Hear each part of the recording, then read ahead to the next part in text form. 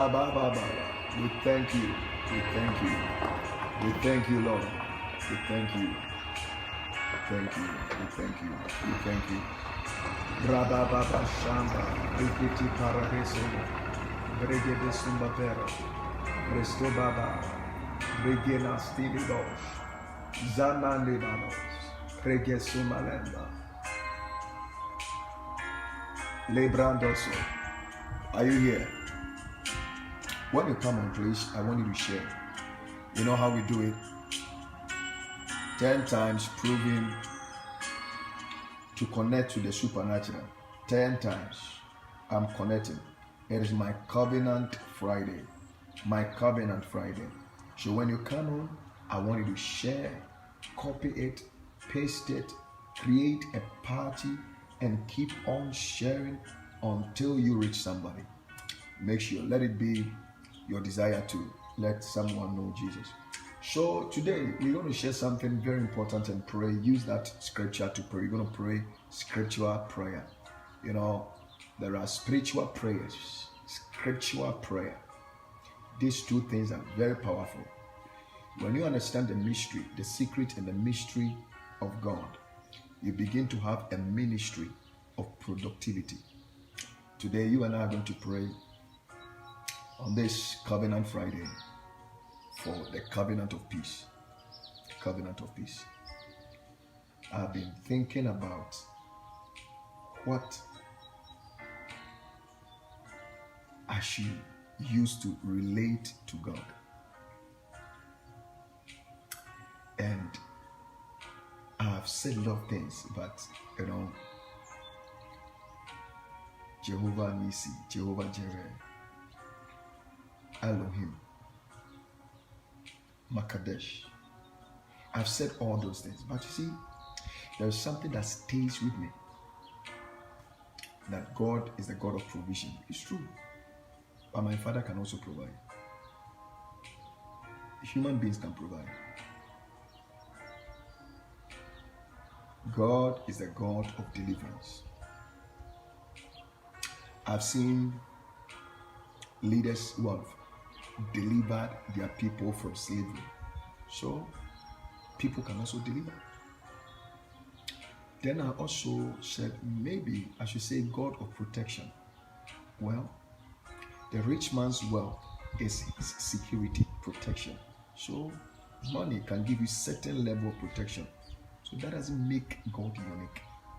So I said, okay, maybe then he is our strength, our energy. So well, these people are very funny. They say there is something called energy drink. So okay, well, so human beings can do things to have energy. So I look and I've been searching what kind of simple name will make God unique. Then I find out to know that human beings have done all. They've done all artificial human beings, artificial hair, everything artificial. They've done to a point that very, very, very effective to a point that they have seems to be problem solvers. But none of them has ever created life. See, we have gone to a certain garden, or we've in a place, or we're in a theater, and we have made human being and successfully connected oxygen, and the person is breathing invisible air, and the person is alive. Then I said, God is the God of the living. The reason why he's the God of the living is because they can create artificial, they can come as close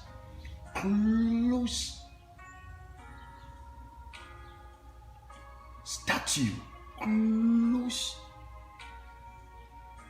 by making a certain human being, like the body is like a human body, but the breath they cannot, because Job said, it is the breath of God in a man that makes him a living, is the inspiration of the Lord. That's the reason why you have to love God and love him more, because he is beyond money. He's beyond the creation of money, the miracle money, the restoring of the bone. The doctors have Some of them successfully have transplant a heart from another person and remove eye and fix it, and it's good. But none of them has ever created life. Then the other attribute that I give to this God is the God of peace. And it's very interesting to understand how God is in our life. He says, I will make a covenant of peace with them, and it shall be everlasting covenant with them, and I will place them and multiply them and set my sanctuary among them forever. What an interesting Ezekiel chapter 37 verse 26. After Prophet Ezekiel prophesied for the dry bones to come back to life, God is now going to make a covenant with the people of Israel and said, I will give them peace. And yeah, I'm telling you, there's one thing also I want to share with you. This is the way I reason the Bible. It's so beautiful the way the Lord gives us grace to reason in the Bible.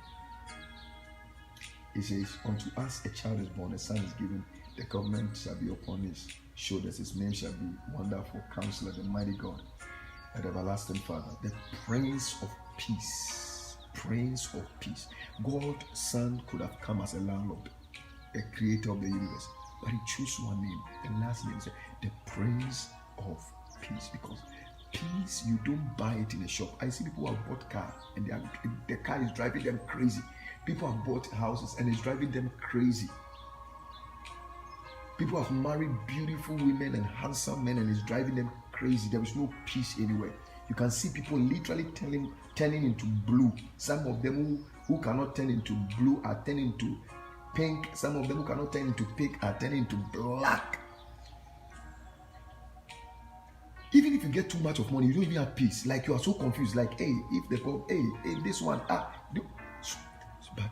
when you have Jesus, he said, the peace I give to you is not of this world. There is a peace that God gives to you. It's beyond money. It's beyond a house. It's beyond a car. It's beyond a woman. It's beyond a man. It's beyond everything. It's beyond. That is the reason why today I want to remind you of his covenant for your life. That the covenant is that which is making you who you are. The covenant. When you understand the covenant of God, you are so humble. You are so humble. You are submissive to him. Covenant of God, the covenant of peace. Ezekiel 37 verse 26. The covenant of peace. Say, I will build my sanctuary among you. And the covenant of God in Ezekiel explains God's humility among divinity. God's humility among divinity. He says, I'm going to sit and stay here with you. If you read the men of God, we don't sit with the church members. We sit somewhere far, distant, lifted, far. We sit far. But this God said, I will build my sanctuary among you. I will dwell among you. I'm not coming with a title. I'm coming like your God. He said, and they shall be my people, and I'll be their God. Their God. And it's interesting to know the meaning of the word God. As a matter of fact, hear this. He said, I will be among them. He said, they shall be my people, and I shall be their God. And I will be among them. I shall be. He said, my tabernacle shall be among them. Yeah, I will be their God, and they shall be my people. I will be their God. The word here is Elohim. I will be their Elohim. I will be their Elohim. Say, he that dwells, the divinity that dwells among humanity. The divinity. Wow. I just sometimes want to feel how, I know how it feels like if you are very anointed, if you are very anointed. But if you have certificates, you've gone to all schools, you have all diplomas, or even you are an ambassador. See how you feel like, I'm ambassador, I'm the senior ambassador in an embassy, or even a senior prophet. Like you prophesy, it's accurate. Like you mention names, you mention village. The Lord took you in the atmosphere, or God came into the church. My everyone is different. My when I'm ministering and I see God shows up, like any of the ministers ministering, and I come and stand by the door, and I'm like, you are doing well. You are doing, and God ministers when He appears when you are prophesying, preaching, or singing. You see how big, how good you feel. But this time, God decided to come and live among us, sit in the same place. It is so beautiful. 2 nights ago, I was talking to Mama, and she said she was sitting at the back. My wife is such. I learned a lot of things from her, and I believe some of the way I comport myself is because I learned from her. She's very, very educated. University, she's finished school. She has everything. But you never heard my wife say that she has gone to school. Me, that I didn't even go to school, that they have given me doctorate that I don't even understand. The way I use my doctorate to bully my wife. 2 days ago, I was in a meeting and the guy said, "What's your name?" I said, "My name is Doctor." Because anytime you say prophet, the people act funny, like, prophet, you're a prophet, you are a business prophet. So my name is Dr. Martin. Is a doctor of what? That is the first time in 2020 that I've been very confused. The guy said, "Doctor of what?" I said, what kind of doctor are you? What kind of doctor are you? I said, "Doctor of divinity." Divinity. Divinity. So what is divinity? I said, "Brother, let's go into the business. What are you talking about? Let's do the business." And my wife sat at the back. So all my conventions, she would sit at the back and observe. And she said something. She said, when she was sitting at the back on Tuesday, she said, "Just sitting at the back on Tuesday and looking at you reminds me of the first time I came to Ghana, and there were a crowd and we couldn't get anywhere to sit, and she sat all the way at the back looking at me from far. She's married to me very close, but yet she still preferred to stay afar to remember when she first saw me, and it humbles her more."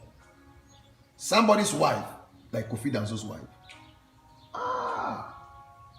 And because of the service, she will first tell her protocols, "Set me a chair, put carpet in front of where he's going to preach, and put a jar, a covered one, and put tea. I want the tea from Afghanistan, and put flour, like coming to America. Let people know that his wife is coming home." But if somebody don't point my wife to you in the service, you will never know that it's my wife. And that's how God is. Sometimes God comes in our service. Can you imagine? And He's bringing us miracles. And His only thing He announced, somebody is here receiving marriage. Instead of you say, "I'm God, I'm here, I'm among you," He comes and says, "There is mantles. There are mantles in the atmosphere." He hide Himself. He submit Himself to the provision of His children. Wow. Let's humble. Let's humble. Let's go down. Let's go down. Let's go down. There should not be